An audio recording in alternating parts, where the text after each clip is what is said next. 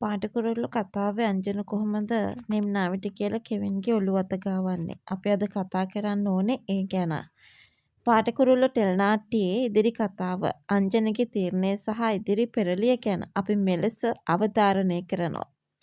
පාටකුරුල්ලෝ ටෙලිනාට්‍යය තුළ මේ වන විට ප්‍රේක්ෂකයන්ගේ කුතුහලය උපරිමයටම නංවමින් විවිධ හැඟීම්බර හා ගැටුම්කාරී සිදුවීම් මාලාවක් ක්‍රියාත්මක වෙමින් පැවතියා. විශේෂයෙන්ම අංජිතගේ පණ්ඩිත ඒකාබද්ධ හා ඇතැම් විට මෝඩකම යැයි කිව හැකි ක්‍රියාකලාපය නිසා. විශේෂයෙන්ම නිම්නාවගේ සහ කෙවින්ගේ ආදර සම්බන්ධතාව තවත් විශාල නුසුන්සුන්තාවයක් නිර්මාණය කරන්න හේතු වෙන්න පුළුවන්.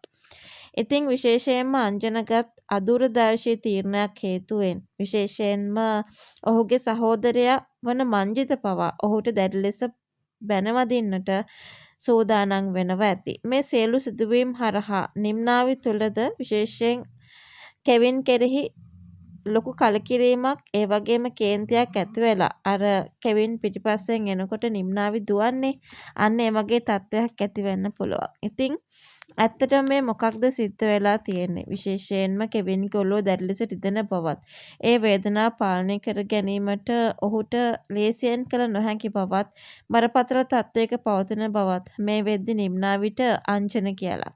ඉතින් අන්න ඒකත් එක්ක තමයි අංජන අඬ ඉන්නකොට නිම්නාවේ මේවා විශ්වාස කරලා ඊට පස්සේ තමයි අර නිම්නාවේ ඔළුව අත ගැනීමක් සිද්ධ කරන්නේ. හැබැයි ඊගාව දවසක එද්දි යාළුවෝ ටික කතා කර කර ඉන්න දේ නිම්නාවිට ඇහිලා ගොඩාක් වෙලාවට නිම්නාවි අනිවාර්යෙන්ම මේ කට්ටියට බැනවදින්න පුළුවන් කෙවින් බලන්න නැවත වතාවක් එන්නේ නැහැ කියන කාරණාව කියන්න ඉඩක් තිබෙනවා.